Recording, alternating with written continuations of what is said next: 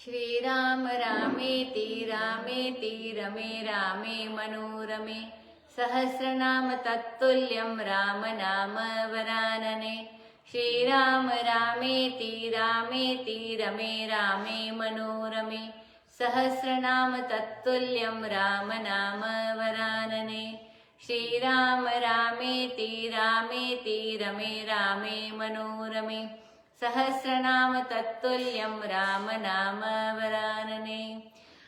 आइए हनुमान जी विराजे, कथा करो मति अनुसार।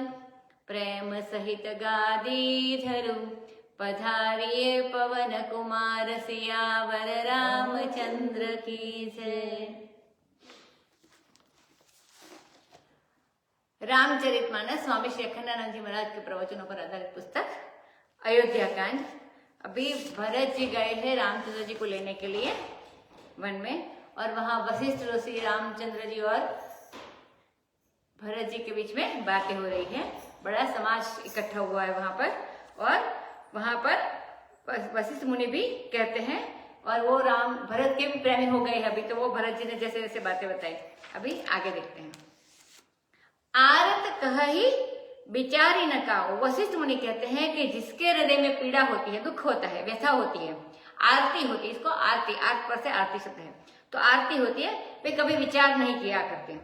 और विचार तो हमेशा स्वस्थ चित्त में ही होता है।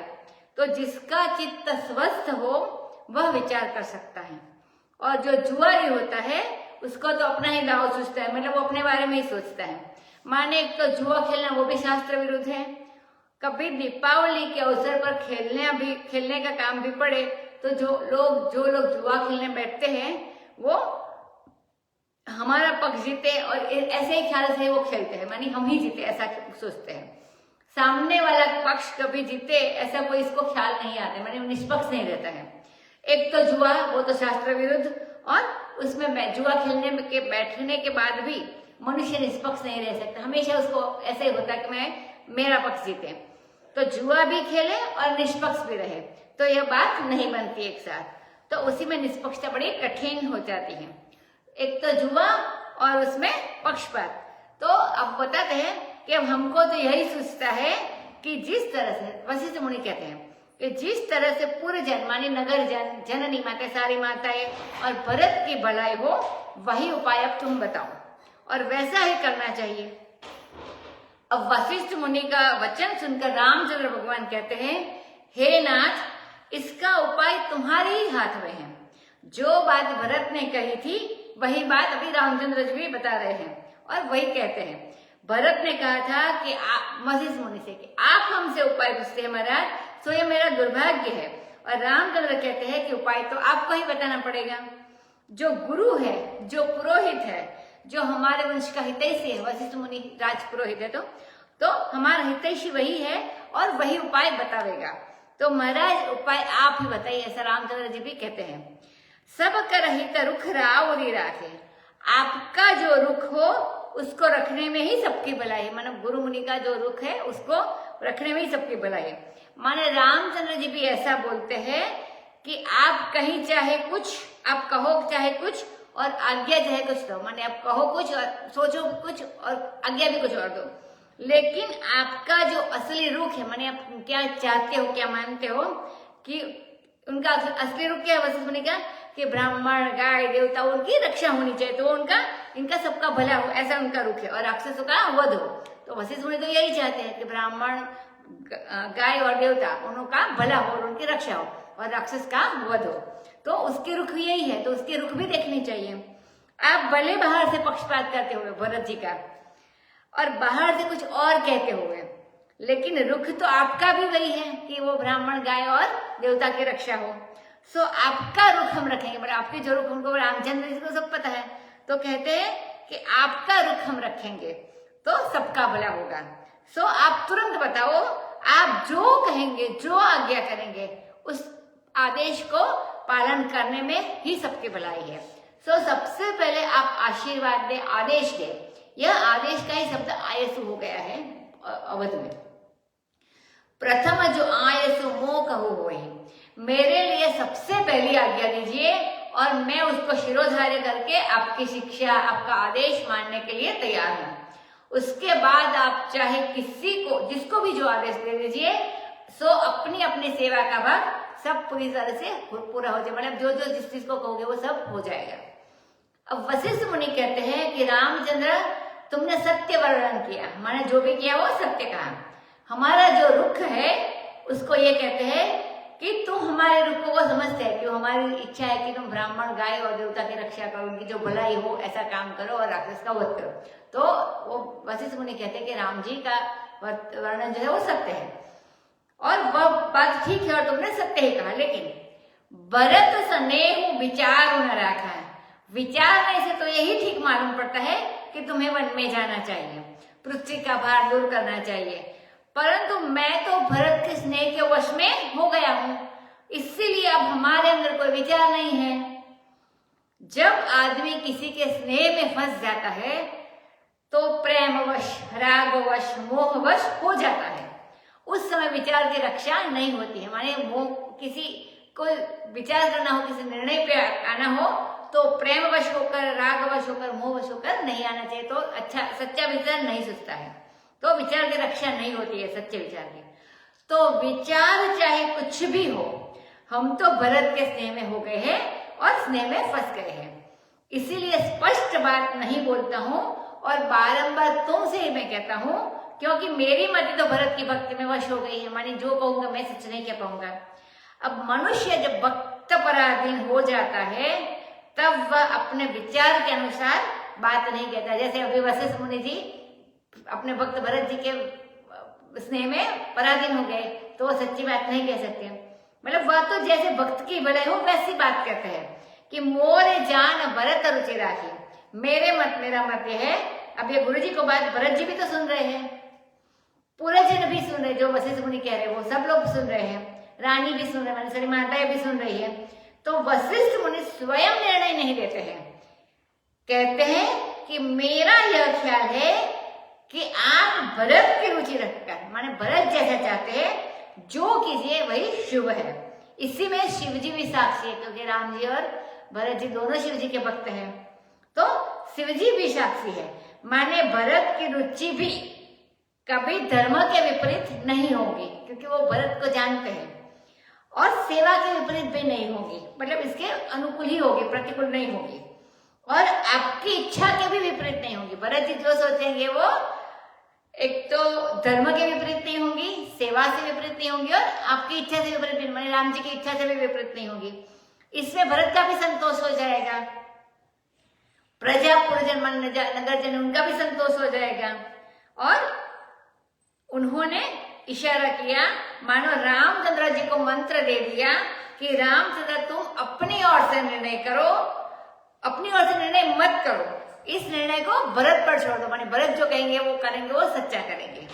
और भरत के बारे में मैं जानता हूं कि वे तुम्हें संकोच में नहीं डालेंगे। वे समझते हैं कि वन में जाने से औचित्य है, अनौचित्य नहीं, माने उचित है, अनुचित नहीं है वन में जाने से राम जी के। नहीं तो बदले में स्वयं जाने को तैयार क्यों हो जाते हैं। वो जब वशिष्ठ मुनि ने प्रस्ताव रखा कि वो दोनों वापिस आ जाए, राम लक्ष्मण और सीता जी, और भरत और शत्रुघ्न वन में जाए, तो वो स्वीकार कर लिया था खुशी खुशी होकर। तो अगर ये उचित नहीं होता तो वो ऐसा नहीं करते, माने वन में जाना तो उचित है ही। माने राजा के पिता के वचन की रक्षा हो, दशरथ जी के वचन था कि राम जीवन में जाए और उनको राज मिले, लेकिन इनका एक आधा वचन तो था ही कि राम जीवन में जाए। तो राजा के पिता के वचन की रक्षा होवे, इस तरफ भी भरत का ध्यान है। इसलिए भरत की रुचि रखकर जो कुछ आप करेंगे, माने वन में भी जाएंगे तो वह भी शुभ होगा। इसमें शिव भगवान साक्षी है, क्योंकि भरत जी और राम जी दोनों शिव के भक्त हैं। रामचंद्र जी तो रोज ही शिव जी की पार्थिव पूजा करते हैं और शंकर जी का स्मरण करते हैं, शंकर जी को प्रणाम करते हैं, और भरत जी भी शंकर जी के भक्त हैं। तो इसीलिए तुम्हारे वंश के जो इष्ट है शंकर जी, वे इसमें साक्षी है कि तुम भरत की रुचि के अनुसार काम करो, अर्थात यह बात आप भरत पर छोड़ दो तो सब बात बन जाएगी, क्योंकि उनको पता है कि भरत जी कुछ विपरीत नहीं करेंगे, कुछ प्रतिकूल नहीं होने देंगे। भरत विनय सादर सुनिए। आप भरत के विनय को सादर सुनिए। विनय सुनकर मान मत लीजिए, आप सुनिए एक बार, उस पर फिर से विचार कीजिए। उसके बाद वशिष्ठ मुनि यह भी कहते हैं कि आप भरत पर मत मानने के लिए बाध्य नहीं, मतलब भरत जो कहते हैं वो मानने के लिए बाध्य नहीं है। उनकी रुचि आप देख लीजिए क्या चाहते हैं, और उनका मत भी देख लीजिए, वो बहुत बढ़िया होगा आपके लिए। जो साधु मत हो, लोक मत हो, माने सब समाज का मत हो, सारे लोग का मत हो, और राजनीति के अनुसार हो, और वेद के सार हो, वही आप करना। आप एक बार मत सुन लीजिए, बाद में जो इतना अच्छा हो, अगर वो लोक मत हो, साधु मत हो, राजनीति के अनुसार हो और वेद का सार, तो आप करना। और लेकिन भरत के मत को बड़े प्रेम से आप एक बार सुन लीजिए, ऐसा वशिष्ठ मुनि ने कहा। गुर अनुराग भरत पर देखी, राम हृदय आनंद विशेषी, भरत ही धर्म धुरंधर जानी, निज सेवक तन मानस बानी, बोले गुर आयस अनुकूल, बचन मंज मृदु मंगल मूला, नाथ सपथ पितु चरण दुहाई, भयउ न भुवन भरत सम भाई, जे गुर पद अम्बुज अनुरागी, ते लोक वेदहु बड़ भागी, राव रजा पर अस अनुरागु, को कही सकई भरत कर भागु, लखी लघु बंधु बुद्धि सकुचाई, कर्ण बदन पर भरत बड़ाई, भरतु कहि सोई किए भलाई, अस कही राम रहे अरगाई। तब मुनि बोले भरत सन, सब संकोच तजितात, कृपा सिंधु प्रिय बंधु सन, कहु हृदय कई बात, सियावर रामचंद्र की जय। अब देखिए, रामचंद्र भगवान को आनंद विशेष एक बात से होता है, वो क्या है कि गुरु जी की बात सुनकर उतना आनंद राम जी को नहीं हुआ है। आनंद इनको इस बात पर है कि गुरु जी महाराज भरत पर कितना अनुराग करते, मतलब भरत के प्रेम में कितने वो हो गए हैं, वो इसके ऊपर बहुत आनंद है। हमारे छोटे भाई, हमारे प्रेमी भरत के प्रति गुरु जी महाराज का इतना अनुराग है, यह देखकर रामचंद्र के हृदय में विशेष आनंद हो रहा है।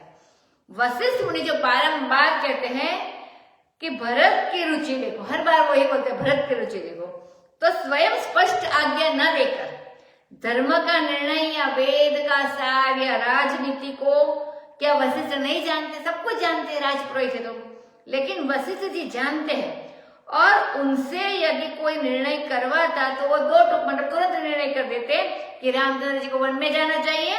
लेकिन भरत का अनुराग प्रेम ऐसा स्नेह कि सच्ची बात को बोलने में, कहने में उनको संकोच है, क्योंकि भरत जी के प्रति भी प्रेम है, अनुराग है, तो कहने में संकोच करते हैं और कहते हैं कि भरत को प्रसन्न कर उनकी रुचि देखकर आप काम कीजिए, माने भरत को भी वो मिल रहा है। ऐसा वशिष्ठ जी का प्रेम भरत पर देखकर बड़ा आनंद हुआ। रामचंद्र भी खुश हुए, अपने भाई पर इतना बड़ा अपना गुरु जी प्रेम करते थे। और वशिष्ठ जी किसी ऐसे वैसे पर तो प्रेम करने वाले हैं नहीं, जो अच्छा सच्चा हो, सेवा धर्म की धुरी संभालने वाला हो, राजनीति देखने वाला हो, तो ऐसे है। इसलिए, और सबसे बड़ा तो वो राम के प्रेमी है, रामचंद्र भगवान के, इसलिए ये इनके ऊपर रुचि रखते हैं। भरत ही धर्म धुरंधर जानी, देखो छोड़ा भी नहीं जा सकता सबके ऊपर कि तुम जो कहोगे वो करेंगे। ऐसे सबके पर बात नहीं छोड़ी जा सकती। हम भी जो कुछ निर्णय लेना होता है तो सबको नहीं ले लेते, जो भी तो 2-4 लोग मुख्य होते हैं इनसे बात सुनते हैं। ऐसे सबके ऊपर बात नहीं छोड़ी जा सकती कि भाई इन्हीं पर ये बात छोड़ दो। पहले उस आदमी को देख लिया जाता है कि यह विश्वास के योग्य है, हित चाहने वाला है, प्रेमी है, हमारी ओर से भी ये सोचने में समर्थ है, हमारे हित और अनहित को, हमारे भला और अनभल को ये सोच सकता है और निर्णय कर सकता है, तब किसके पर ये बात छोड़ी जाती है। अब जब पहले मनुष्य का हृदय देख लिया जाता है तब उसके पर बात छोड़ी जाती है। तो अब राम जी ने देखा कि भरत धर्म धुरंधर है, माने वशिष्ठ जी भरत पर प्रेम करते हैं, तो किसी अधर्मी पर, किसी खुशामद पर, किसी दाता पर तो वशिष्ठ जी झुकने वाले हैं नहीं। वशिष्ठ जी तो उसी से प्रेम करते हैं जो सच्चमुच धर्म धुरंधर हो गए। मतलब राम जी भरत जी पर प्रेम करें माने वो भरत जी धर्म धुरंधर है, इसलिए करते हैं। अब रामचंद्र भगवान ने एक और यह देखा कि भरत धर्म धुरंधर है, और दूसरी बात यह देखी कि ये शरीर से, मन से, वाणी से हमारे सेवक है, और कहीं इसकी आसक्ति और कहीं इनकी प्रीति नहीं है। मतलब सारा जो दूसरी जगह पर उनकी आसक्ति तो है नहीं, और प्रीति भी रामचंद्र भगवान पर ही है। शरीर, मन, वाचा, मनसा कर्मणा वाचा जो बोलते हैं वैसे। तो रामचंद्र जी ने भरत को विश्वास पात्र जान लिया, और उनके ऊपर छोड़ने के लिए जिन बातों को देखा उसमें एक बात तो यह है कि ये धर्म के प्रति प्रतिष्ठावान है भरत जी, और दूसरा ये देखा कि वाचा मनसा कर्मणा ये हमारे सेवक है, जैसे आगे देखा। अब रामचंद्र जो गुरु जी के आदेश के अनुकूल ही बोले, जो गुरु जी चाहते हैं वशिष्ठ मुनि, वचन मंज मृदु मंगल मूल, ऐसा वचन बोले जो शब्द और अर्थ की दृष्टि से भी मंजूर हो गए, माने सुंदर हो और मृदु भी हो गए। ऐसे नहीं कठोर वचन में वो बात करते हैं, जिसमें कठोरता बिल्कुल हम ऐसे मृदु भाषा, बिल्कुल लठ मार बैठ कह दी कि नहीं हम तो वन जाएंगे, जैसे जिद करके बोलते हैं हम आप जो करना है करो, हम तो वन में जाएंगे, ऐसी बात नहीं करते हैं। या तो मतलब जाएंगे या तो हम अपने मन की करेंगे, तो ऐसी बात नहीं करते हम।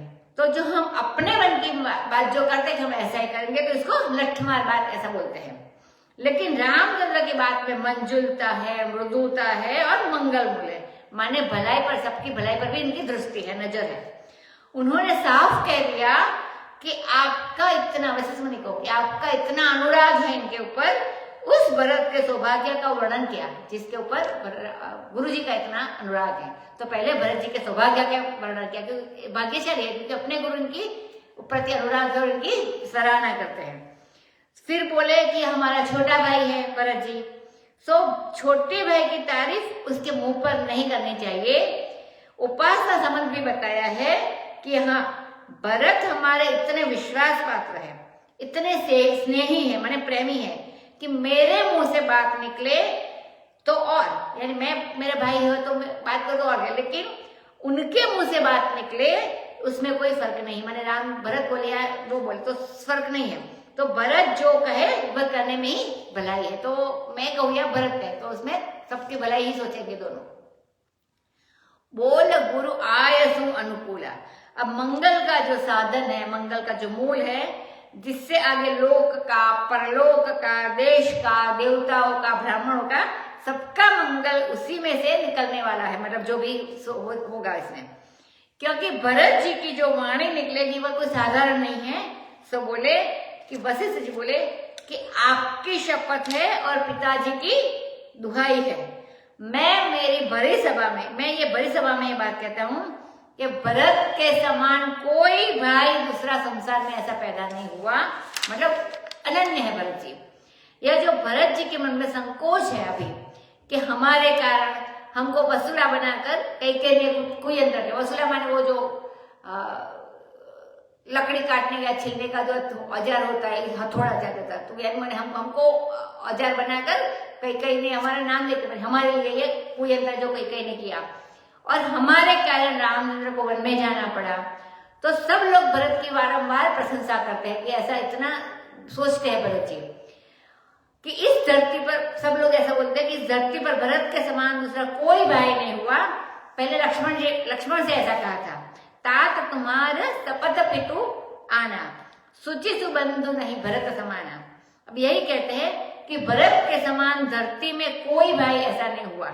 और फिर जो गुरु चरण कमल के प्रेमी हैं, अनुरागी है, वे लोक में भी है और वेद में भी बड़े भाग्यशाली है, क्योंकि जो गुरु चरण कमल का अनुरागी होगा वह जब कोई भी काम करेगा तो वो वेद के अनुसार करेगा, धर्म के अनुसार करेगा, देवता और गाय की पूजा करेगा।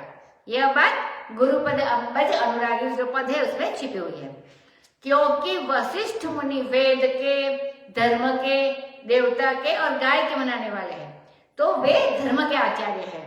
तो उनके चरणों में प्रीति होना यह लोक में और वेद में बड़भागी होने का लक्षण है। तो भरत के ये सारे लक्षण है। वैसे जो जैसे गुरु है ब्राह्मण देवता और गाय को मानने वाले, तो ऐसे गुरु में लक्ष्मण जी की प्रीति है और वो उनके गुरु है।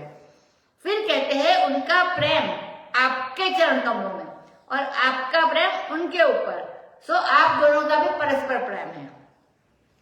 तो भरत के सौभाग्य का वर्णन भला कौन कर सकता है कि आपके उनके ऊपर ऐसा अनुराग है, आपका मतलब राम जी का और वैसे दोनों का अनुराग है। माने जिस अनुराग के वश में, राम जी कहते हैं कि जिस अनुराग के वश में आपकी बुद्धि निष्पक्षता छोड़कर पक्षपात करने लगी, बस इसलिए पक्षपात करते, पहले भी आज अपने आप कहा था कि मैं अभी शुद्ध बुद्धि से विचार नहीं कर सकता, मैं पक्षपाती हो गया हूँ भरत जी के प्रेम में।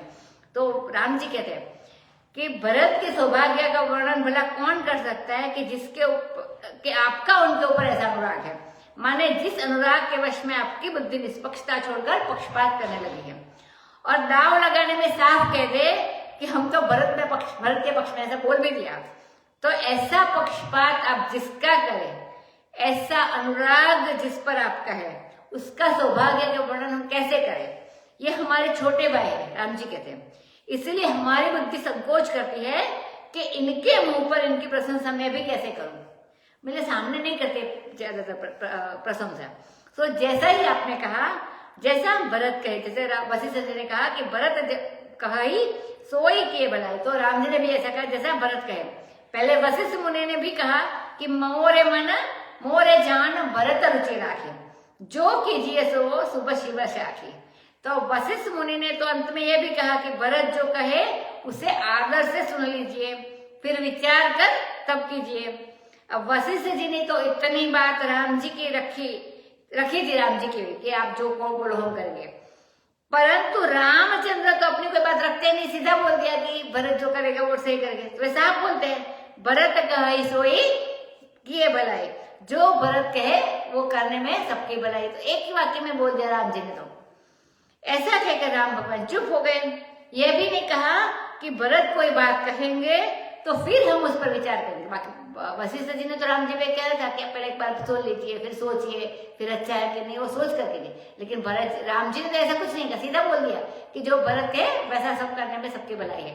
तो फिर चुप हो गए।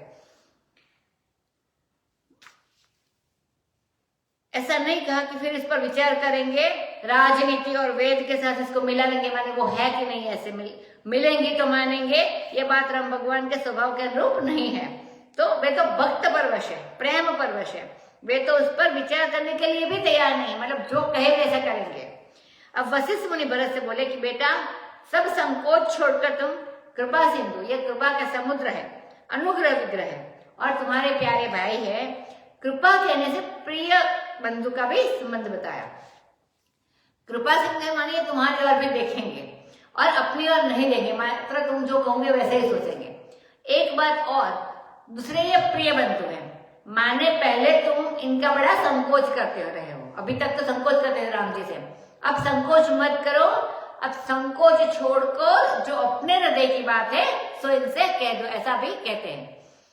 सुनि मुनि बचन राम रुख पाई, गुरु साहिब अनुकूल अगाई, लखी अपने सिर सबु छरु भारू, कही न सकहि कछु करहि विचारु, पुलक शरीर सभा भय टाढ़े, नीरज नयन नेह जल बाढ़े, कहब मोर मुनिनाथ निवाहा, एहि तई अधिक कहो में कहा, मैं जानहु निज नाथ सुभाऊ, अपराधी हूँ पर कोहन ताऊ, मोह पर कृपा स्नेहु विशेषी, खेलत खुनि सन कबहु देखी, शिशुपन ते परिहरे उन संगु,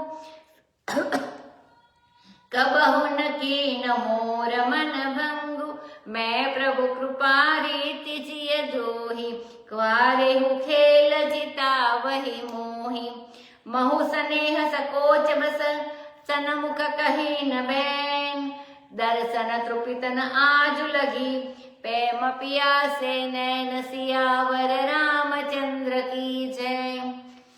अब भरत जी कहते हैं कि वशिष्ठ मुनि ने तो आदेश ही दिया कि तुम बोलो।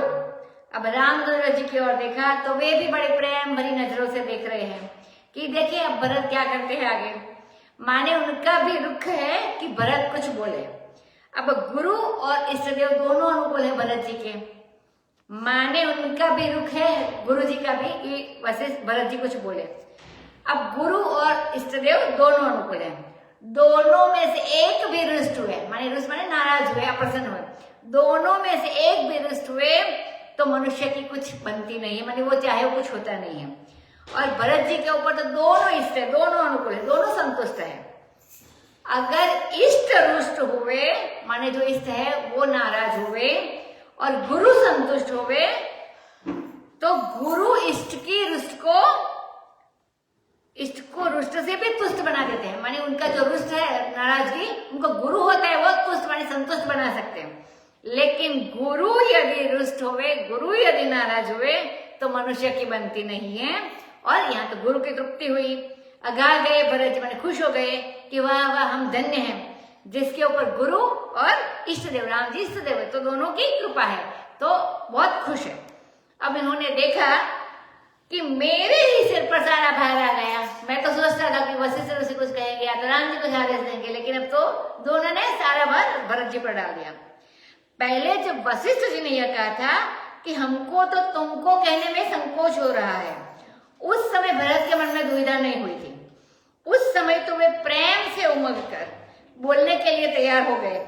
लेकिन जब वशिष्ठ जी और राम जी दोनों ने भरत के ऊपर सारी जिम्मेवारी डाल दी तो अब तो वो विचार करने लग गए। तो एकाएक तुरंत निर्णयात्मक बात कहना भरत के लिए भी कठिन हो गया। कैसे कहे, अगर ये दोनों भी नहीं कर सकते तो वो कैसे कर सकते हैं।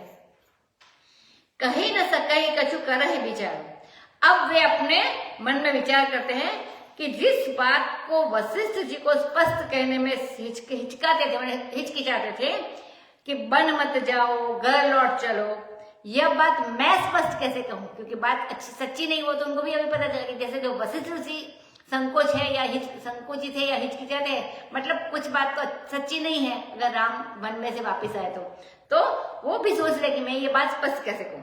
माने इतने बड़े विचारशील वशिष्ठ मुनि भरत जी की दृष्टि में वो वैसे भी है, वे भी साफ साफ जिस बात को नहीं कह सकते हैं और रामचंद्र भगवान भी मतलब तुरंत जिसके बारे में निर्णय नहीं दे सकते हैं, इन दोनों के द्वारा अन्न किया गया हो, मतलब नहीं किया अभी बाकी है, वैसा अन्न किया गया जो निर्णय है वह मेरे ऊपर आया, तो वह कोई मामूली प्रसंग तो नहीं है। इसीलिए भरत सरी का बुद्धिमान भी, जिसके सामने जनक जी की भी बुद्धि और वशिष्ठ जी की बुद्धि भी छोटी पड़ जाती है, इतने बुद्धिमान है, वे भी सोच विचार में पड़ गए कि अब हमको क्या करना चाहिए। शरीर में पुलकावली है, सभा में वो खड़े हो गए। अब उनकी आंखों में स्नेह के जल बढ़ गए, मानी आंखों में से आंसू आ गए। और कहब मोर मुनिनाथ निवाहा, मेरा जो कहना था इसका मुनिनाथ ने मतलब वो पहले जो कहना था वो मुनिनाथ ने निर्वाह कर दिया, माने निभा दिया। वो जो चाहते वो पहले तो कह दिया था कि राम वापिस लौटे और वो वन में जाए भरत का सर। वो बोलते थे कि मेरा जो कहना था इसका मुनिनाथ ने निर्वाह कर दिया, मैंने निभा दिया। नहीं तो यह क्या पता था कि जैसा भरत जी चाहते हैं वैसा ही मुनिनाथ कहे। परंतु इस बात की बड़ी खुशी है कि भरत जी को, कि मुनिनाथ ने, कि आपने हमारे कथन का निर्वाह कर दिया, माने वो निभा दिया। अब इससे अधिक और मैं क्या कह सकता हूं। माने सचमुच आप हमारी ओर से दाव डाल रहे, मतलब हमारी ओर से बोल रहे हैं और सचमुच आप हमारा पक्षपात कर रहे हैं। यह बात भरत जी ने कही, क्योंकि वशिष्ठ ने खुलेआम बता दिया था कि मैं भरत का भी प्रेमी और उसके पक्ष में आ गया हूं, तो बोल दिया गया, पहले तो आपने सचमुच बता दिया। क्योंकि रामचंद्र जी को इस बात के लिए तैयार कर दिया ना कि वो जो चाहे वो करे भरत जी। तो वैसे तो यह प्रसंग यदि इस ढंग से ना आता तो रामचंद्र जी भरत पर सारी बात डालते कि नहीं डालते पता नहीं था। लेकिन वशिष्ठ मुनि ने कुछ इस ढंग से कहा कि रामचंद्र जी ने सारी बात अब भरत पर छोड़ दी। बोझ तो बहुत बड़ा आ गया भरत के ऊपर, लेकिन वशिष्ठ मुनि ने भरत जी का पक्ष स्पष्ट रूप से जाहिर तौर पर दे दिया। तो कहते हैं कि मैं रामचंद्र जी के स्वभाव को जानता हूं कि भगवान राम का स्वभाव बहुत बड़ा कोमल है, मृदु है। जो उसको जान लेता है वह उनसे प्रेम, उनकी सेवा छोड़कर और कुछ करता ही नहीं। माने वो जो चाहते वैसा ही आपको ऐसा इनडायरेक्टली बता दिया। माने वो उनसे प्रेम, उनकी सेवा छोड़कर और कुछ करता ही नहीं। सो महाराज हमारे जैसे अपराधी पर भी भरत जी कहते हैं, सो महाराज हमारे जैसे अपराधी पर भी रामचंद्र क्रोध नहीं करते हैं। कोई कितना भी अपराध करे उसके ऊपर रामचंद्र जी को कभी क्रोध नहीं आता। वो बहुत करुणा वाले हैं। मैं अपने निज नाथ का स्वभाव जानता हूँ, अपने निज स्वामी का स्वभाव जानता हूँ, और मेरे ऊपर तो उनका स्नेह और कृपा विशेष रूप से है। बताते हैं कि मैंने बचपन में खेलने में भी देखा कि उनको मेरे पर कभी गुस्सा नहीं आया, कभी क्रोध नहीं आया। मैंने बचपन से उनका साथ कभी नहीं छोड़ा और उन्होंने मेरे मन को कभी नहीं तोड़ा। मैंने साथ नहीं छोड़ा और राम जी ने उनका मन कभी नहीं तोड़ा। मतलब जो भरत जी चाहते थे वैसा ही करते थे। प्रभु की कृपा की रीति पर मैंने विचार किया है, मतलब इनकी जो कृपा है इसकी रीति पर, कि वे मेरे हार जाने पर भी खेल में मुझे जीता देते थे और हमेशा मुझे खुश रखते थे। और मैंने भी स्नेह और संकोच के कारण उनके सम्मुख कभी कोई बात नहीं की। मैंने ऊंची आवाज में सामने देखकर भी कोई बात नहीं की है। आज तक आंख उठाकर मैंने मेरी अपनी आंख को कभी उनकी आंख से नहीं मिलाई है। मतलब ऐसे इतना मान होता है, आदर होता है, प्रेम होता है। तो स्नेह और संकोच के कारण उनके सम्मुख कोई बात नहीं की और आज तक आंख उठाकर उनको आंख कभी नहीं मिलाई। ऐसा मेरे मन में संकोच है कि हमारे नेत्र प्रेम के प्यासे ही है। मतलब कभी दर्शन आंख उठाकर देखते नहीं है राम जी को, तो हमारे नेत्र जो है वो प्रभु के दर्शन के प्यासे ही रहे। आज तक दर्शन में वे कभी तृप्त नहीं हुए, क्योंकि संकोची स्वभाव के भरत जी उनके मुखारविंद के, रामचंद्र जी के मुखारविंद के ओर देखने में भी संकोच करते हैं। और प्रेम का स्वभाव तो क्या है, प्यास है, माने हमेशा प्यासे ही रहते हैं। तो प्रेम में तृप्ति तो है नहीं, प्यास ही को रूप मानो प्रिया जी का रूप है। तो राधा रानी का स्वरूप जो है वो प्यास है और उसमें तृप्ति कभी नहीं होती है। मतलब देखते जाओ, देखते जाओ, देखते जाओ। भगवान रामचंद्र जी का दर्शन कर मुझे आज तक तृप्ति नहीं हुए। मेरे नेत्र प्यासे, रामचंद्र प्रेम है और हम तृप्त, मेरे नेत्र तृप्त नहीं हुए। वेदेन दोहा नंबर 261 के पहले का चौपाई है। वेते न सके उसही मोर दुलारा, नीच बीचु जननी मिस पारा, यह कहत मोहि आज न शोभा, सपनि समुझ साधु रुचि कोबा, मातु मंदी में साधु सुचाली, उर अस आनत कोटि कुचाली, फरई की कोदव बाली सुचाली, मुकता प्रसव की संभुक काली, सपने हूँ दोष कले सुन काहू, मोर अभाग उदधि अवगाहू, बिनु समझे निज अधि परिपाहू, जायु जाय जननी कहि काहू, हृदय हेरि हारेउ सब ओर, एक ही भांति भले ही भल मोर, गुर गोसाई साहिब सिय राम, लागत मोहिनी का परिणाम, साधु सभा गुरु प्रभु निकट, कहु सुसन सति भाव, प्रेम प्रपंच की झूठ फुर, जानहि मुनि रघुराव, सियावर रामचंद्र की जय। अब भरत जी कहते हैं रामचंद्र जी ने मुझे ऐसा दुलारा, ऐसा लाड़ प्यार किया कि विधाता से ये सहन नहीं हुआ। बोलते नजर लग जाते, कभी हम लोग गुजरात में बोलते हैं, पता नहीं नजर। तो ऐसा रामचंद्र जी मुझे दुलार किया, लाड़ प्यार किया कि विधाता से उसका वो मेरा सुख जो था सहन नहीं हुआ। क्योंकि विधाता भी तो नारायण के बेटे हैं ना, तो वो वे चाहते हैं कि हमारे पिता नारायण हमें लाड़ प्यार करे, और रामचंद्र भगवान में तो नारायण समाये हुए ही है। तो परंतु रामचंद्र भगवान तो अपने बेटे विधाता का उतना आदर नहीं करते हैं जितना अपने भाई भरत का आदर करते हैं। सो महाराज उन्होंने हमारी माँ को बीच में डालकर, माता का बहाना लेकर बीच मतलब अंतर डाल दिया, जो 14 वर्ष की होती है तो यह खाई जैसे खोद दी हो ऐसा कर दिया है। तब बीच खाई है, बहुत गहरा अंतर। माने 14 वर्ष का जो अंतर है वो बीच में डाल दिया। ये बड़ी गहरी खाई है। 14 वर्ष तक भगवान से दूर रहना यह भला कैसे हो सकता है? अथवा दूसरा ये भी है कि विधाता नीच है, माने नीचता उसकी है। यह अंतर नीच है, विधाता नीच है, अथवा उस नीच जननी के मुंह बहाने से यह बीच डाल दिया उन्होंने, तो नीच और बीच का मंडन कर लिया।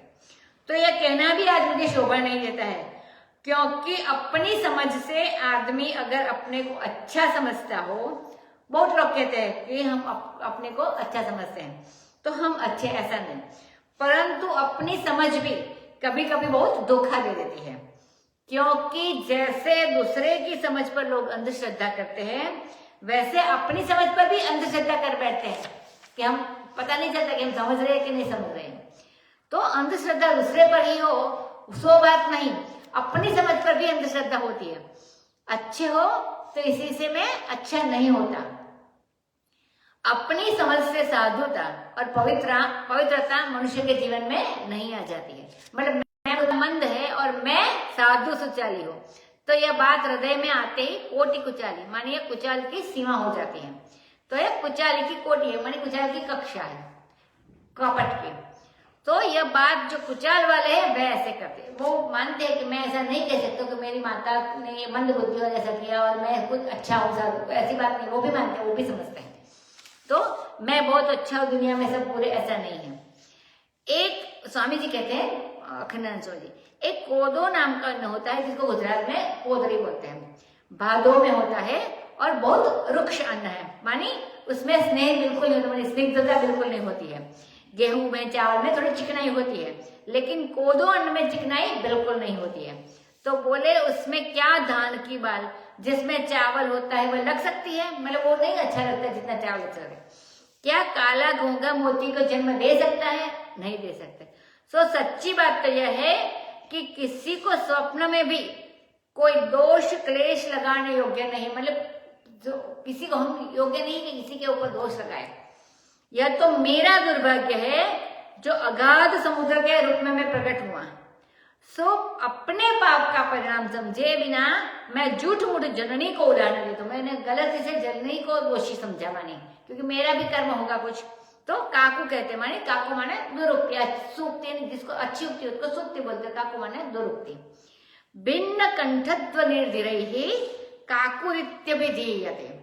तो काकू किसको कहते हैं कि कोई बात कहते कहते उसको ऐसे ढंग से बोल देना कि वाक्य में तो कोई दोष न होवे, लेकिन जिस ढंग से बोले, जैसे बोलते ना कटाक्ष वाक्य, व्यंग्यवाण, तो बोलने का ढंग ऐसा होवे कि उस ढंग से वो बात ताने के रूप में लगे और काट जाए, उसको काको बोलते हैं। जैसे जननी तो जननी भाई, वो शब्द तुम मेरी जननी हो गए, बल्ले बोलते ऐसे ढंग, बात सच्ची है, वाक्य से देखो तो बात सच्ची है, लेकिन ऐसे बोले जननी तो जननी भाई, तो ऐसा उसका जो प्रभाव होता है तो ऐसा होता है कि माने तो जननी योग्य नहीं थी मेरी, लेकिन हो गई, तो इसको काकू बोलते हैं। अब उस वाक्य में कोई दोष नहीं है कि तू जननी तो जननी भाई, लेकिन जिस भाव से कहते हैं वो वाक्य में वो हो जाता है भाव, ताना जैसा लगता है, तो ध्वनि दोष की है। तो मैं माता को क्या दोष लगाऊं? मैं अपने हृदय में सब और ढूंढ ढूंढ कर हार गया। हमारा भला तो बस एक ही बात है, वह क्या है कि हमारे गुरु तो वशिष्ठ मुनि है, जो गोसाई है, समर्थ है, हमारे स्वामी है और इष्टदेव सीताराम है। इससे लगता है कि परिणाम में अवश्य हम सब लोगों का भलाई होगा, ऐसा सोचते हैं वो। तो ये साधुओं की तो सभा है, ये जो लोग हैं वे बड़े पुण्यात्मा महात्मा लोग हैं, और हमारे गुरु वशिष्ठ मुनि और प्रभु रामचंद्र दोनों मेरे निकट हैं। और ये मंदाकिनी का तट पर राम चित्रकूट तीर्थ स्थान है। सो जो मैं कह रहा हूं वह प्रेम का प्रपंच है, माने झूठा दिखावटी प्रेम है। यह प्रेम प्रपंच है प्रेम का, यह हमारा सच्चा प्रेम है। झूठ है कि सत्य है, इसको मुनि जी और रामचंद्र दोनों जानते हैं कि मैं सच ही कहता हूं, मतलब दोनों पर विश्वास है। इस प्रसंग में आप यह देखेंगे कि गुरु वशिष्ठ दोनों भाइयों के बीच में प्रीति को और बढ़ाना चाहते हैं। भरत जी से जब बात हुई तब उन्होंने कहा कि राम जी के सम्मुख होना ही सबसे बड़ी सिद्धि है। वशिष्ठ मुनि ने पहले भी कहा था कि हमारे अंदर जो सिद्धि है कि वो लड़की को लड़का बना दिया, निर्वंश को वंश वाला कर दिया, तो वो जो हमारी भी जो सिद्धि है वह राम के सम्मुख होने से है। और तुमको भी राम के सम्मुख होना चाहिए, मतलब इनके साथ प्रेम से करना चाहिए, उनका रुख देखकर, उनके मन में क्या चल रहा है वो देखकर काम करना चाहिए। अब राम जी से बात की, जब राम जी से बात की सबके सामने, तो बोले कि हमारी तो यह धारणा है, यह ख्याल है हमारा कि भरत जी की रुचि देख रखकर आप जो कुछ कीजिए सो शुभ है, माने मंगल है। शिव इसके साक्षी है, क्योंकि दोनों शिव जी और राम जी, भरत जी और राम जी दोनों के गुरु, मतलब शिव जी के भक्त है दोनों, तो बोलते कि शिव जी साक्षी है।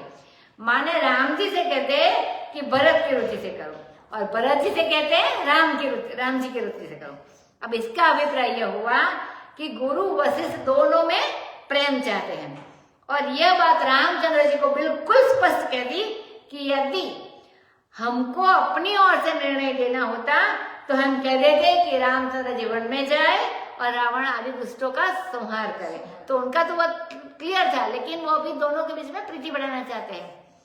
भरत भगति बस मई मोती भरी, मई मती मोरी, भई मती मोरी। तो यहाँ तो भरत ने हमारी सेवा करके हमारी बुद्धि को अपने वश में कर लिया है। भरत जी ने गवाही तो हमें दे दी थी, माने साक्षी तो हमें होना था, क्योंकि वो आए थे समझाने के लिए आप अपने आप की ओर से, लेकिन मैं अब भरत के पक्ष में मिल गया हूँ, तो मतलब आपका दबाव फुट गया। और जुआरी जैसे बैठते हैं उसमें अपने अपने पक्ष का दाव फेंकते हैं, अब तो हम भरत के पक्ष से बोलेंगे, वशिष्ठ मुनि कहते। तो दूसरा कोई होता तो नाराज हो जाता कि ये देखो हमारा पक्ष छोड़कर दूसरे के पक्ष में चले गए। लेकिन रामचंद्र भगवान को बड़ा आनंद हुआ कि हमारा भाई कितना अच्छा है कि गुरु जी अपनी निष्पक्षता छोड़कर और हमारा पक्ष, राम जी का पक्ष छोड़कर भरत जी का पक्षपात करते हैं। अपने भक्त का पक्षपात करते देखकर राम जी महाराज को बड़ी प्रसन्नता हुई। अब ये भरत जी महाराज बड़ी सभा में बोल रहे हैं, भूपति मरण प्रेम पनु राखी, जननी कुमति जगतु सबु साखी, देखी न जाहि विकल महतारी, जरहि दुसह जरपुर नर नारी, मही सकल अनरथ कर मूला, सो सुनि समुझि सहिय सब सूला, सुनि सब कीन रघुनाथा, करि मुनि बेश लखन सिय साथा, बिनु पानहि न पयाहि पाए, शंकर साखी रहेउ एहि दाए, बहुरि निहारि निषाद सनेहु, पुलिस कठिन उर भयउ न बेहु, अब सबु आँखि न देखेउ आई, जियत जीव जड़ सबहि सहाय, जिनहि निरखि मग सापिनि बीछि, तजहि विषम विसुतामस दीछि, ते रघुनंदन लखनु सिय अनहित लागे जाहि, तासु सनय तजि दुसह दुख, देउ सहावै काहि, सियावर रामचंद्र की जय। अब भरत जी अपने हृदय में जो दुख है उसको निवेदन कर रहे हैं। पहली बात तो यह कि पिताजी की मृत्यु हो गई, सबसे बड़ा दुख है, लेकिन उस दुख का उतना घाव नहीं लगा क्योंकि वे मरे दशरथ जी पिताजी, लेकिन किसके लिए मरे? प्रेम प्रण की रक्षा के लिए वो मरे, कि राम जी से बहुत प्रेम था, वो प्रेम प्रण की रक्षा के लिए मरे। भूप धर्म व्रत सत्य सराहा, जे ही तनु परिहरि प्रेम निभा। वशिष्ठ जी भी सराहना करते हैं, प्रशंसा करते हैं कि मृत्यु हो तो ऐसी कि राम के प्रेम में, और सब लोग मरने से उनके सच्चे प्रेम की सराहना भी करते हैं। अब दूसरी बात बताते हैं कि दूसरा कष्ट यह है कि हमारी जननी की कुबुद्धि ने सारा सत्यानाश किया, मतलब वह मंथरा की अकल पर चलने लगी और उसने अपनी सहज बुद्धि छोड़ दी और मंथरा से अकल उधार लिया और वो कुमति हो गई, वैसे सन्मति थी कई के। तो इस बात को सब लोग जानते हैं। तीसरी बात यह है कि देखी न जाहि विकल महतारी, और हमारी जो कौशल्य माता वही हमारी सच्ची माता है। अब उनकी जब विकलता हम देखते हैं, व्याकुलता हम देखते हैं, तो वो हमसे देखी नहीं जाती, इतनी व्याकुल है। मलिन बसन बिबरन विकल कृष शरीर दुख भार कनक का कलप बर बेली बना मानव हनि तुषार। माताओं की दशा है कि इनकी विकलता व्याकुलता देखी नहीं जाती। और चौथी बात यह है कि जो हमारे नगर के स्त्री पुरुष है वे असह्य दुख के ज्वर से ताप से जल रहे हैं। तो अभी भी वो मानते हैं कि मैं ही सकल अनर्थ का मूल हूं, भरत जी मानते हैं। यह सब सुनकर समझकर मैंने सब सुर मानी जो दुख था वो सह लिया और ये सब सह लेता मैं। लेकिन जब मैंने सुना कि रामचंद्र भगवान श्री रघुनाथ जी वन में चले गए तो यह तो विश्व के लिए बड़ा भारी सुन हो गया। मतलब वो दशरथ जी चले गए, वो भरत जी को राजे, उसका कोई दुख नहीं, लेकिन वो रामचंद्र जी को वन में भेज दिया। तो रामचंद्र जी वन में चले गए, ये पूरे विश्व के लिए मतलब पूरे नगर जनपुर जनता के लिए बड़ा भारी शुल हो गया। और राम वन गमन सुनकर पिता दशरथ जी की मृत्यु हमको वो भूल गए, मानी हम वो दुख इतना बड़ा हो गया राम जी के वन गमन का कि वो पिताजी की जो मृत्यु का दुख था वो थोड़ा कम हो गया। और गए तो भी वन में कैसे गए वो कि करी मुनि वेश लखन सिया साधा, मुनियों सा वेश करके, जिनको होना चाहिए था सम्राट चक्रवर्ती सम्राट राजाधिराज दशरथ के उत्तराधिकार होना था जिसको, वे मुनियों के वेश में सीता और लक्ष्मण के साथ वन में चले गए। तो इसका बहुत दुख है, तो कष्ट है। और तो क्या, उनके पांव में पन्ही भी नहीं, माने जूते भी नहीं है, खुले पांव चल रहे हैं, पैदल गए, बिल्कुल नंगे पांव गए। तो शंकर जी जानते हैं कि इससे हमको कितना घाव लगा, कितना दुख हुआ, कि कितनी बड़ी पीड़ा हमारे हृदय में हुई, लेकिन फिर भी मैं जी गया और मैं मरा नहीं। मैंने देखा आगे जाकर कि निषाद कितना स्नेह करता है, तो मालूम पड़ा कि हमारा हृदय वज्र का है, माने मैं बहुत कठोर हूं। एक निषाद रामचंद्र से इतना स्नेह करता है और मैं उनका छोटा भाई, मेरा हृदय वज्र के समान है और उसमें एक भी छिद्र नहीं हुआ, तो यह देखा नहीं गया। उरा भया न बेहू, बेहू माने बेधु माने बेध नहीं हुआ, छिद्र नहीं हुआ, और हमारा हृदय बीध नहीं गया, माने उसको कुछ टूट नहीं गया। अब मैं चित्रकूट में आया और अपनी आंखों से यह सब मैंने देखा। देखो, जियत जीव जड़ सब ही सुहाई, यदि जीव जिंदा रहे तो सब कुछ सहना पड़ता है उसको, क्योंकि जीव सहने के लिए ही पैदा ही हुआ है। अब रामचंद्र का वर्णन करते हैं कि जब रास्ते में रामचंद्र चलते हैं तो जो तामस और तीक्ष्ण विष वाली सापेनी और जो बिच्छी है, वे जब रास्ते में रामचंद्र को देखती है तो वो अपना विष छोड़ देती है। जो होता है वो सांप और बिच्छी अपना विष छोड़ देती है। यह तामस तिथि और तापस तिथि दोनों तरह का पाठ है, दोनों है, तापस तिथि भी है और तामस तिथि भी है। तो तापस तिथि माने जो तपस्वी योग है वहां पर जंगल में, तो उनके लिए भी तीक्ष्ण है। बड़े बड़े तपस्वी भी उसके जहर को सह नहीं सकते, उसकी तीक्ष्णता को। ऐसी यह सांपिनी है। तो सांप से ज्यादा विषैली सांपिनी होती है। तो यह सांपिनी अपने ही बच्चों को भी खा जाती है, ऐसा सुना है। अगर वो जितने वो रखती है, जिसके बच्चे जन्मते वो अगर हो तो धरती पर जगह ही ना हो, क्योंकि वो खा जाती है। हाँ, बाकी तो पूरी धरती जगह भर जाती है उनसे। तो सर्पिनी का यह स्वभाव है। विधाता ने ऐसा बनाया है, बहुत सारे नामों में एक नाम उसका है पुत्राजिनी। पुत्राजिनी मानी वो अपने बच्चे को ही खा जाती है, अजिनी, पुत्र अजिनी, तो अपने बच्चों को वो खा जाती है। तो यह विधाता ने ऐसा नियम क्यों कर दिया कि अगर सांपिन के सब बच्चे रहेंगे तो वे संसार में बड़ा अनर्थ फैलाएंगे, तो वही पैदा करे और वही खा जाए, तो इसका नाम है पुत्राजिनी। तो ऐसी पुत्राजिनी जो सांपिनी है और डंक मारने वाले जो बिच्छू है, वे भी रामचंद्र जी को जब मार्ग में चलते देखते हैं वन में, तो वो विषहीन हो जाते, मैंने अपना जहर छोड़ देते, उनका सारा विष शिथिल हो जाता है। वही रघुनंदन, वही सीता, वही लक्ष्मण जिसको अनहित लागे और माता को बुरे लगे, उसी का मैं पुत्र हूं। यदि विधाता को किसी को दुख देना है, मुझे छोड़कर और दुख का पात्र और कौन मिल सकता, मैंने वो सबसे दुखी वो है कि ऐसा उनके कारण हो रहा है, ऐसा वो मानते हैं। सचमुच में इसी योग्य था जो विधाता ने मुझे ऐसा दुख दिया, वो बहुत दुखी है।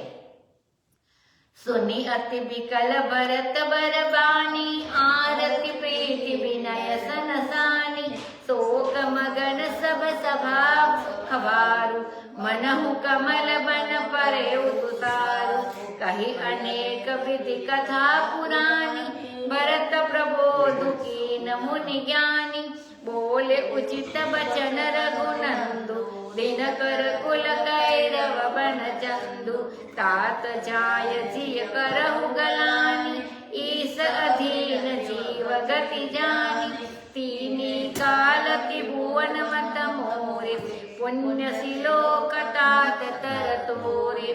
और आनत तुम कर कुटिलाई, जाय लोक पर लोक नसाई। दोषु देहि जननी जड़ते, जिन गुर साधु सभा नहीं से। मिटहि पाप प्रपंच सब, अखिल अमंगल भार। लोक सुजसु पर लोक सुखु, सुमिरत नाम तुम्हार। सियावर रामचंद्र की जय। अब जब इस तरह भरत ने श्रेष्ठ वाणी कही, अपने हृदय को रामचंद्र जी के प्रति प्रेम प्रकट किया, तो उस वचन में क्या है? बोले आरती प्रीति विनय नयसानी। पहले उन्होंने नीति की वाणी कही, कहा बमोर मुनिनाथ विवाह। उसके बाद उन्होंने विनय किया, मैं जानहु निजनाथ स्वभाव, मैं अपने स्वामी का स्वभाव जानता हूँ। उसके बाद प्रेम से कहा, पहले दुख नीति की वाणी बताई, बाद में अपने स्वामी का प्रेम बताया, और बाद में कहा मुझ स्नेह सकोच बस सन्मुख कहे उनबे। और अंत में अपनी पीड़ा बताई कि तेई रघुनंदन लखन सिया नहीं तो लागे जाए। तो अपनी पीड़ा ये बताई कि आरती प्रीति विनय नयसानी। वचन जब हम बोले तो उसमें क्या बोल रहे हैं, यह बात बोलने वाले को मालूम होनी चाहिए। यह नहीं कि अंत संत जो मन में आया, जो वेग मन में आया सो बोल दिया। तो एक व्यवस्था पूर्वक बोलना चाहिए, विवेक पूर्वक बोलना चाहिए, मर्यादा पूर्वक बोलना चाहिए कि हमको क्या क्या कहना है, और उसकी व्यवस्था करके बोलना चाहिए। इसका परिणाम क्या होगा वो सब सोच के बोलना चाहिए। तो इसमें नीति है, विनय है, प्रीति है और आरती है, मानी पीड़ा है, व्यथा है।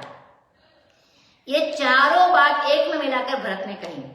सारी सभा में खड़बड़ी मच गई और सबके सब शोक मगन हो गए, मानो कमल के वन पर पाला मार गया हो। मतलब कमल होता है तो उसके ऊपर बहुत ठंडी होती है, बहुत बर्फ होता है, तो उसको बर्फ जम जाते हैं, तो उसके जो पत्ते होते हैं वो कुंहला जाते हैं। मैंने गुजराती में कहवाय कि कमल करमाई जाए છે। तो मानो कमल के वन पर पाला भर गया हो और ही वो पात से उसका नाश हो गया हो। ऐसी दशा सबके हो गई, सब सुन्न हो गए, शब्द हो गए। अब ज्ञानी मुनि जो वशिष्ठ जी है, उन्होंने अनेक प्रकार की पुरानी कथा कहकर बड़े बड़े लोगों पर ऐसे संकट आए, वैसे सब कुछ भरत को फिर से समझाया। उस समय रघुनंदन भगवान रामचंद्र ने उचित वचन कहे, क्योंकि वे तो दिनकर सूर्यवंश के कुल कैरव के चंद्रमा है, तो माने रघुवंश रूपी कुमुद को आनंदित करने के लिए वे चंद्रमा है। तो वहां आनंद का विस्तार करने के लिए उन्होंने बात कही। इन्होंने भरत जी से कहा कि तुम्हारे मन में ये जो ग्लानि का भाव आ गया है, इसको अपने हृदय से तुम निकाल दो। तात जाय जिय करहु गलानि। तुम समझो कि संसार में जितने जीव है वे सारे ईश्वर के अधीन है, इसीलिए ईश्वर प्रेरितो गच्छेत् संभ्रमे स्वर्गमेव वा। अग्न्यो जंतु अनीश्वरोयम आत्मनः सुख दुखयोः। यह जीव बेचारा अज्ञानी है, उसको कोई ज्ञान नहीं है और अपने सुख दुख के संबंध में असमर्थ है। मानी वो कुछ अपने आप सोच के नहीं कर सकता मुझे दुख हो या सुख हो, जो आता है वो लेना पड़ता है। तो अपने सुख दुख के संबंध में वो असमर्थ है। यह तो कर्म के अनुसार ईश्वर जिसको जहां ले जाता है उसको वहां जाना ही पड़ता है। तो यहाँ कर्म की गति बताई रामचंद्र जी ने। इसलिए तुम अपने चित्त में से व्यर्थ ग्लानि को निकाल दो, क्योंकि जीव की गति जो है वो ईश्वर के अधीन है। मतलब ईश्वर जो चाहता है वही होता है। लेकिन तुम्हारा जो ख्याल है कि मुझसे बड़ा भारी अपराध हुआ। सो भरत, तीनों काल में और तीनों लोक में जितने पुण्य श्लोक हुए हैं, हमारा यह मत है कि ये सारे तुमसे छोटे हैं। माने तुम सबसे बड़े पुण्य श्लोक हो और सबसे बड़े तीनों काल में और तीनों लोक में तुम सबसे बड़े पुण्य श्लोक, क्योंकि जितने हुए वे सबसे तुम्हारे छोटे। तुम्हारी बराबरी करने वाला दूसरा कोई पुण्य श्लोक नहीं है, मतलब तुमसे सबके सब छोटे हैं। माने प्रातः काल जिनका स्मरण किया जाता है उसको पुण्य श्लोक बोलते हैं। तो कोई ऐसे मनुष्य लोग होते हैं जिसको बोलते हैं कि वो सुबह सुबह में इनका स्मरण नहीं किया जाता है, कोई दिन खराब हो गया, ऐसा बोलते हैं हम लोग भी कई बार बोलते हैं। तो कोई ऐसे मनुष्य होते हैं कि सवेरे अगर उनका नाम लिया तो दिन भर भोजन भी ना मिले। तो हमारे गांव की तरह कई गांव ऐसे हैं कि उस गांव का नाम भी सवेरे उठकर कोई नहीं लेता है। अखंडानंद जी महाराज बताते थे कि एक गांव है हिंगूतर, तो इसको हिंगूतर न बोलकर सब लोग महकुई का गांव बोलते हैं। क्यों? महकुई माने महकने वाली। इसका मतलब है कि सवेरे उस गांव का नाम ले तो दिन भर भोजन न मिले। प्रात लेत जो नाम हमारा तो दिनता ही न मिले आहारा। आहारा माने खुराक। और पुण्य श्लोक जो होते हैं, पुण्य श्लोको नलो राजा पुण्य श्लोको युधिष्ठिरः पुण्य श्लोको विदेहश्च पुण्य श्लोको जनार्दन। चार लोग बताया रहा, नल राजा, युधिष्ठिर, विदेह और जनार्दन। तो उनका नाम लो तो दिन भर मंगल में जीते। घर में चित्र रखे हो तो कई ऐसे चित्र होते हैं जिन पर दृष्टि हो तो दिन अच्छा बीतता है। हम लोग बोलते भी है कि किसका रूप देखकर दर्शन करके अब आज उठे, अच्छा हुआ दिन, ऐसा बोलते हैं। तो ऐसा होता है। तो सवेरे सवेरे जिनका मुंह देखने को मिल जाए तो दिन अच्छा बीतता है। और कई लोग ऐसे होते हैं कि उनका मुंह देखने को मिले तो दिन बुरा बीतता है। पुण्य श्लोक उसको कहते हैं कि जिनका मुंह देखने से, जिसका नाम लेने से दिन अच्छा जाए, तो इसको पुण्य श्लोक बोलते हैं। तो जो तुम्हारे ऊपर कुटिलता का आरोप करते हैं, राम जी भरत जी को कहते हैं कि जो तुम्हारे ऊपर कुटिलता का आरोप करते हैं, तुम्हारे ऊपर कुटिलता का भाव लाते हैं, उनका लोक और परलोक वो नष्ट हो जाता है। भरत को कुटिल मानने पर भगवान ने यह शाप दे दिया कि जो भरत को कुटिल मानेगा उनका लोक परलोक नष्ट हो जाएगा, माने वो कुछ नहीं मिलेगा उसको। अब अयोध्या के जो लोग पहले भरत को बुरा मानने वाले थे, वे सब के सब व्याकुल हो गए। इसके बाद माँ के लिए भगवान ने कहा कि दोषु देहि जननी जड़ते, माता को वही मूर्ख दोष लगाता है जिसने कभी गुरु की सेवा नहीं की और साधु सभा में जाकर सत्संग नहीं किया, वो लोग ही माता को दोष लगाते हैं। नहीं तो बाबा को न काहु सुख दुख कर दाता निज कृत कर्म भोग सब भ्राता, अथवा ईश्वर कर्मानुसार फल देता है, वो सबको पता है। तो गुरुओं की सभा में, साधुओं की सभा में तो यह चर्चा चलती है कि संसार में कोई दोषी नहीं है और कोई पापी भी नहीं और कोई पुण्यात्मा भी नहीं है, कोई अच्छा बुरा नहीं है। सभा का जो सेवन करते हैं उसको तो यह मालूम होता है कि सन हुतात माया कृत गुण और दोष अनेक, गुण यह उभय न मानिए सो अविवेक। तो गुण दोषों को देखना ही अविवेक है और गुण दोष को न देखना वो तत्व ज्ञान है। माने किसी में भी गुण दोष देखना नहीं चाहिए। वो देखो तो हम अज्ञानी हैं, अगर नहीं देखते तो हम तत्व ज्ञानी हैं। तो यह बात अगर सत्संग करते हैं तो मालूम पड़ती है। यदि गुरु का सेवन किया होता तो वह बता देता कि आत्मा अकर्ता है, आत्मा अभोक्ता है, आत्मा असंग है, तो फिर पता चलता है कि ये गलत बात है।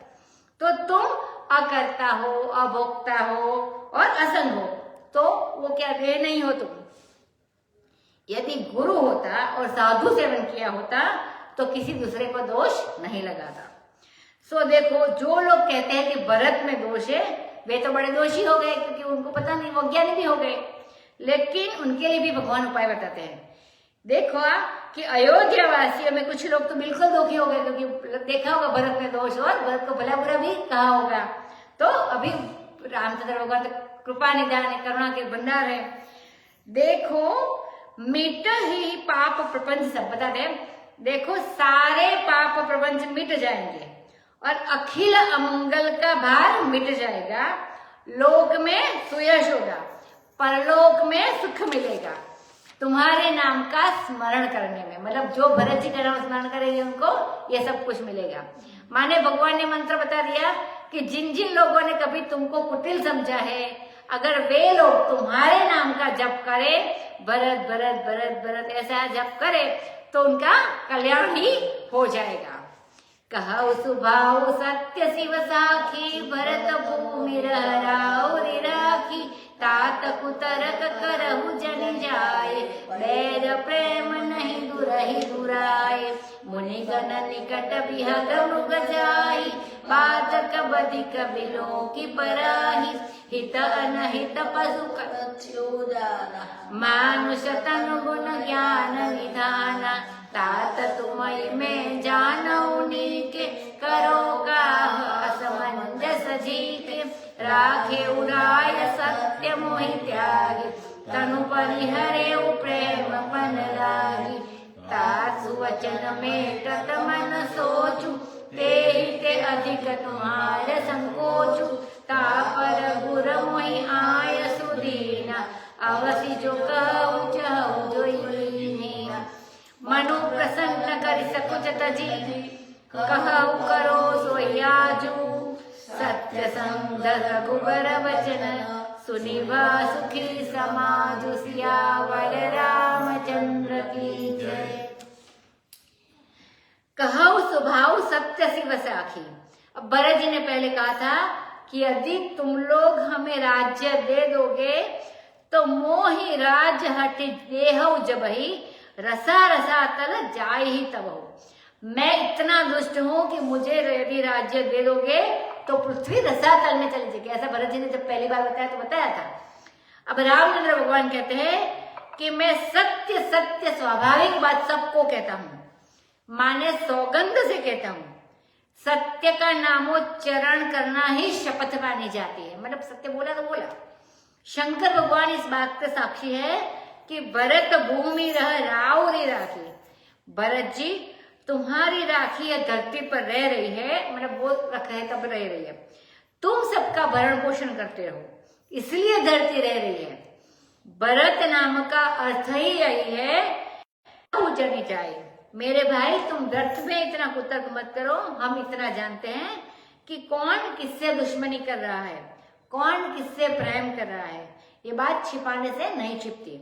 यह तो जैसे गुस्सा आता है आदमी के चेहरे, आदमी को तो चेहरे पर जाहिर हो जाता है कि गुस्से में है, और आंख लाल हो जाती है, भौहें टेढ़ी हो जाती है, तो मुंह ना रखते तो पता चलता है। अगर बिल्ली आ जाती है तो तुरंत वो इतना आवाज करते हैं कि डरा हुआ, पता चल जाता है कि कुछ गड़बड़ है।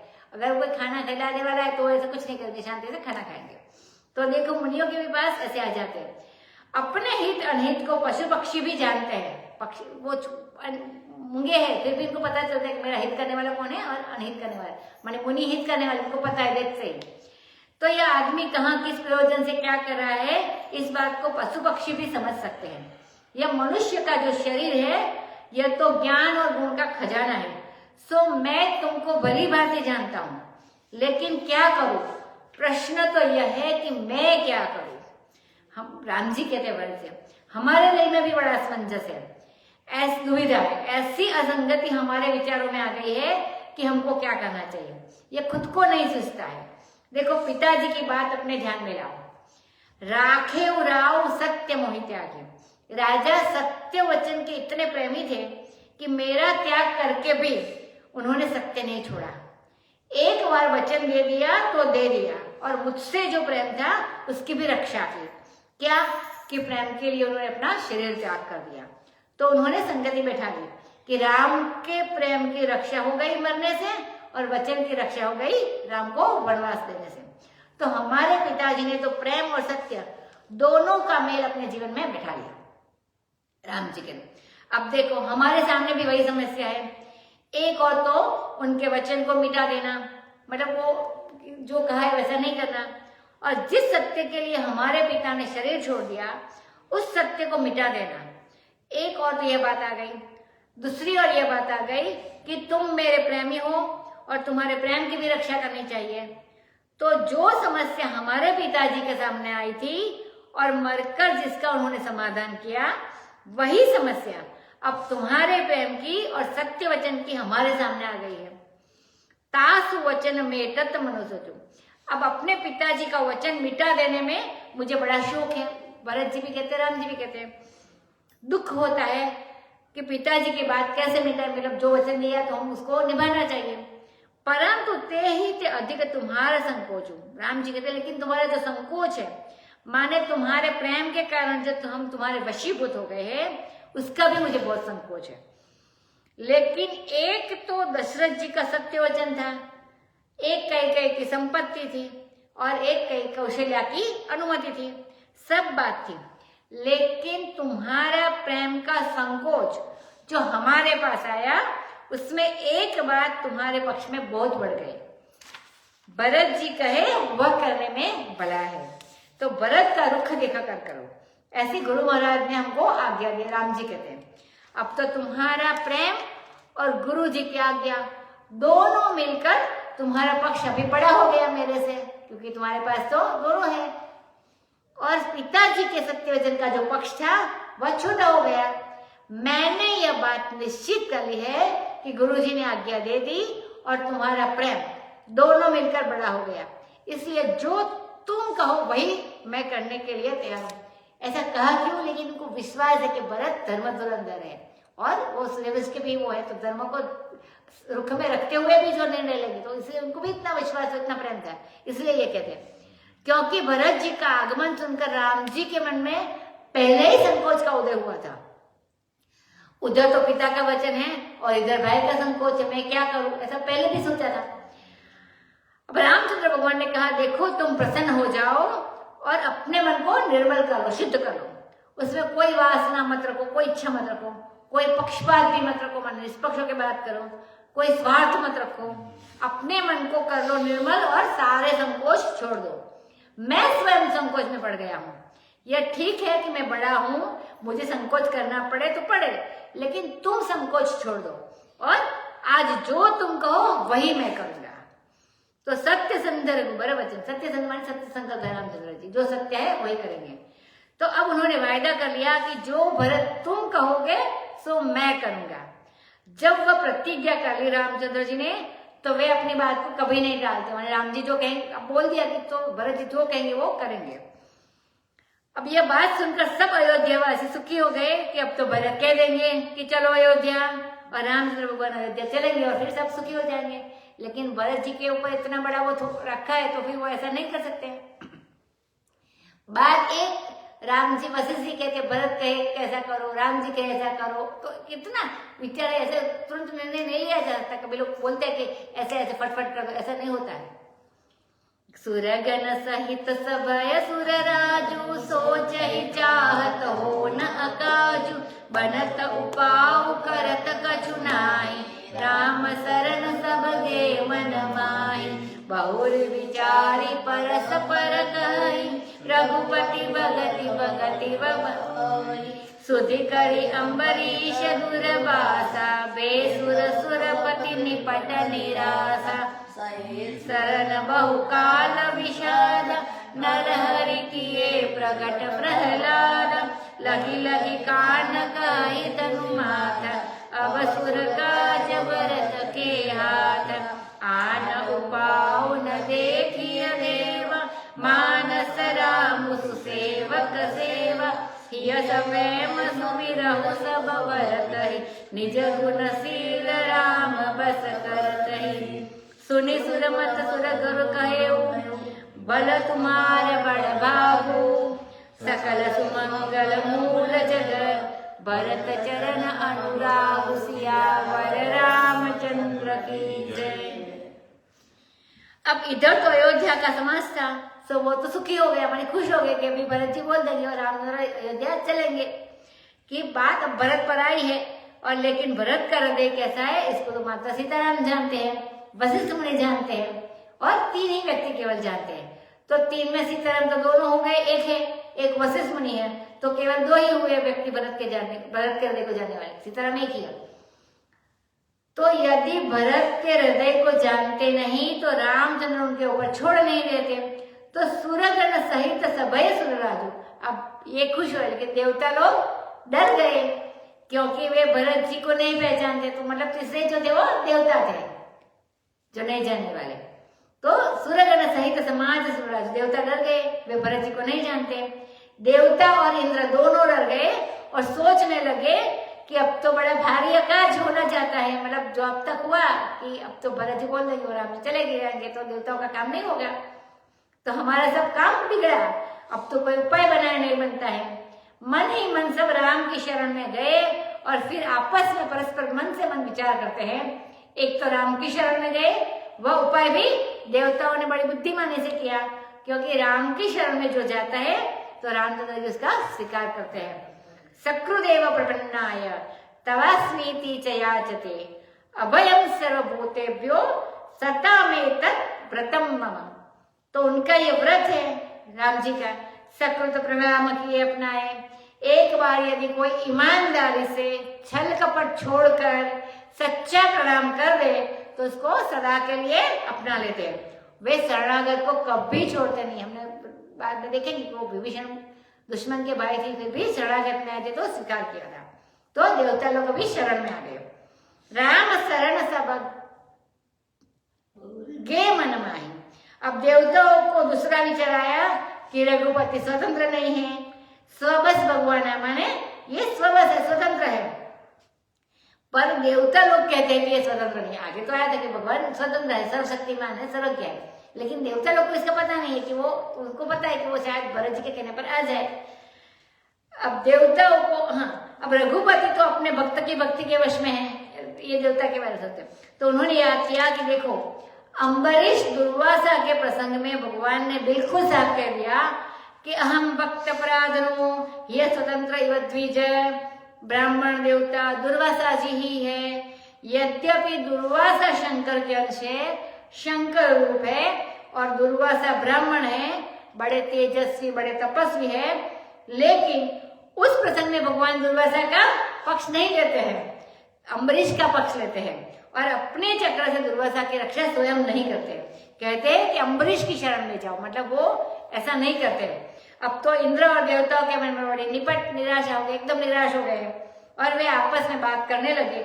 सहे सुरन ने बहुकाल विषादा, कहने लगे कि देखो देवताओं की बहुत काल तक देवताओं को बहुत काल तक हिरण्यकश्यप का प्रपात उत्पात सहना पड़ा, लेकिन प्रहलाद ने क्षण भर में ही नृसिंह भगवान को प्रकट कर दिया, तो भगवान भक्त के वश में है, ऐसा भी फिर सोचते हैं।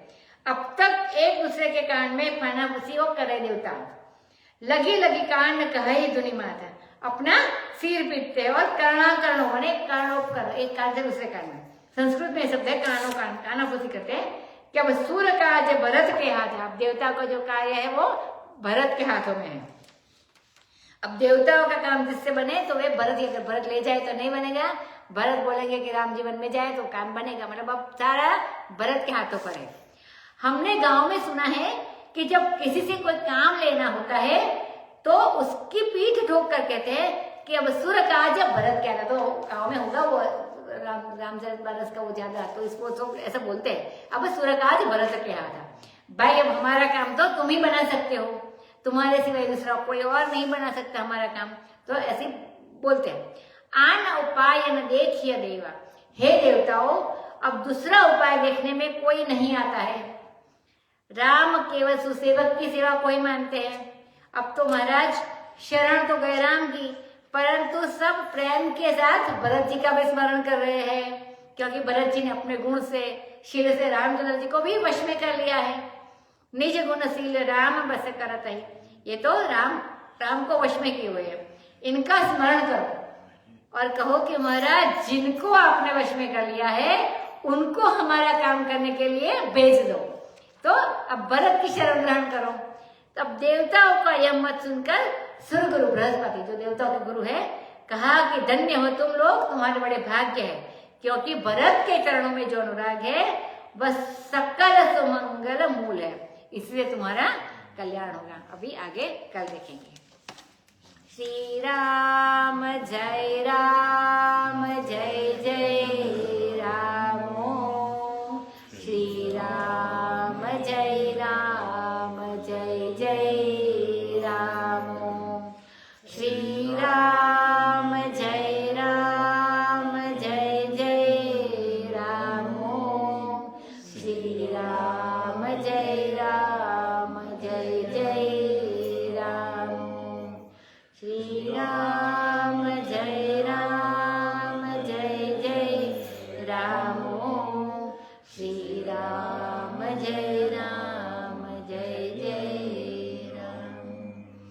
कथा विसर्जन होत है, सुनहु वीर हनुमान। राम लखन जानकी सबका करो कल्याण, सियावर रामचंद्र की जय, पवन सुत हनुमान की जय। उमापति महादेव